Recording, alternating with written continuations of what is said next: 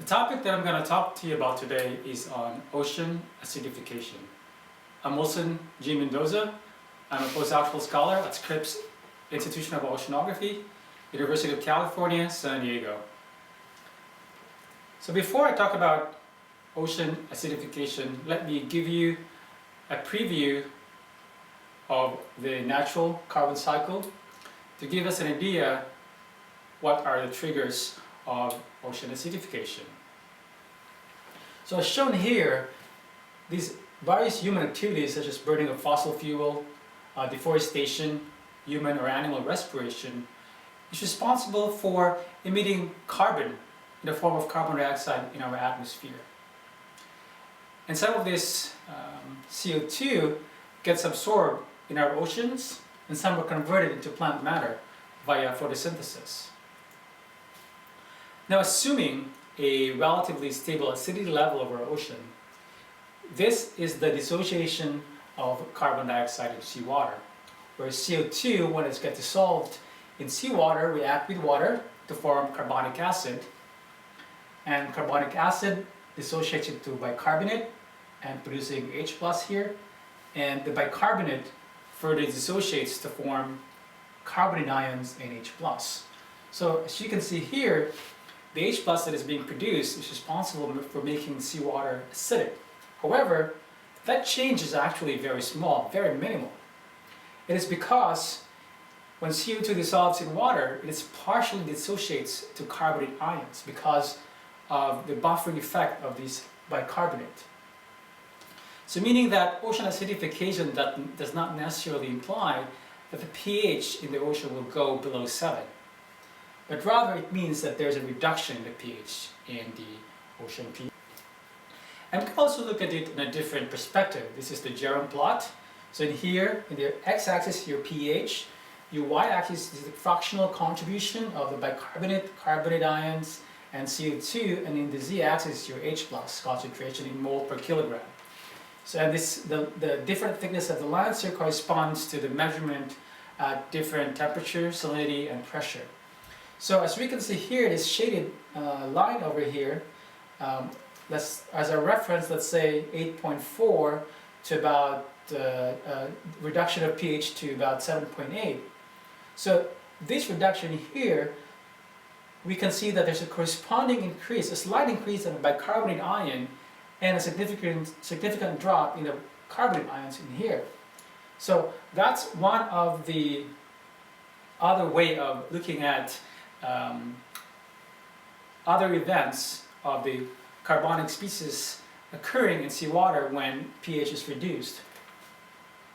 And one of the, big problem with ocean acidification is that we are still increasing our CO2 emission in our oceans faster than the Earth system can respond. So here, a plot that I obtained from the IPCC report, the business as usual, meaning we keep emitting CO2 in our atmosphere, that by 2100, the PCTO concentration in the atmosphere could reach to 650 ppm mark over here. And in a surface ocean, that will lead to a significant decrease in our pH from 8.2 to 7.8, that's in 2100. And there's also a significant drop in the carbonate ion in seawater. So why is that? Why is the carbonate ion drops in a high CO2 world? Well, because CO2 now is effectively neutralized by the carbonate ions, producing more of the bicarbonate ions and an excess of the H plus. And this H plus in excess causes an imbalance in the equilibrium such that it favors now the reverse reaction of this chemical equation. So that means less of the carbon ions will now be present in seawater, and more of the bicarbonate ions will be present in a high CO2 world. So to simplify that, in ocean acidified ocean, there's going to be an increase in the bicarbonate ion relative to the carbonate, increase in H plus, reduced pH, and also a reduction in the carbonate ions in the surface ocean.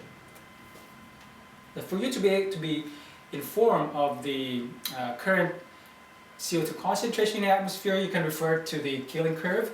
So it is actually a measurement started by Dr. Keeling, who used to be affiliated at Scripps Institution of Oceanography, and is still being continued by his son, Dr. Keeling. And they have actually a station at Mauna Loa Observatory where they measured this measurement. And the last time I checked, the atmospheric CO2 is about 407.80 ppm. This is about 7 ppm increase 2 years ago. And this value actually increased by about 40% from the pre-industrial value, and it is estimated to double in the next century. So the status of our ocean acidification right now is that a third of the fossil fuel CO2 is dissolved in our oceans, which is equivalent to about 22 million tons of carbon per day. And it has been estimated that about from 1751 to 1994, the ocean pH decreased from 8.2 to 8.1. It's about a 25 increase in H plus in the global ocean. And in 2100, it is estimated that the pH will drop by 0.3 to 0.5 units. So going back to my previous slide, we know that in a high CO2 world, the carbonate concentration will decrease. And this has actually have an implication to a lot of the marine organisms who rely on calcium carbonate as their building block in making their shells. So, and for us to be able to predict or how this impacts these marine organisms, we have to know the saturation state of calcium carbonate in seawater. And to compute that, we can get the ratio of the carbonate ion concentration in seawater relative to the carbonate concentration in seawater at saturation state. And if we get a value of greater than 1, meaning that this is going to be a supersaturated condition, calcium carbonate will form these crystals, meaning it promotes shell formation. However, if the saturation state of calcium carbonate is less than 1, then it's going to be in under saturated condition where it favors or promotes carbonate dissolution. So meaning in an ocean acidified condition, the saturation state of calcium carbonate tends to be less than 1. And this has a biological implication because it reduces the ability of a lot of marine organisms to create the carbon skeleton. And one example of this is this pteropod that after 45 days at reduced pH, they discovered that it sort of lost a lot of its carbonate shells. Another impact that was recently reported by the CNN is in the Great Barrier Reef, there was a 90% coral bleaching event, and they attribute this to ocean warming as well as ocean acidification. So collectively, the negative impacts of ocean acidification include economic and ecosystem collapse, fishery collapse, as well as the disruption of many livelihoods, especially those who rely on fishery as a means of sustenance. So what can we do? How can we provide solution to help this problem? Well, I have several lists here, but I want to discuss them one at a time and provide some solution.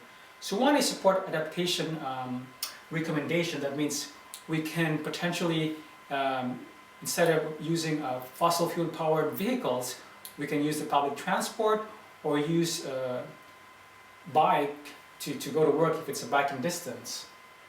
Second one is to support basic research on ocean acidification. So this is actually a research that I attended, I participated, which is a NSF or National Science funded research. It's called the World Ocean Circulation Experiment, where it's one of its aims is to measure pH of the ocean.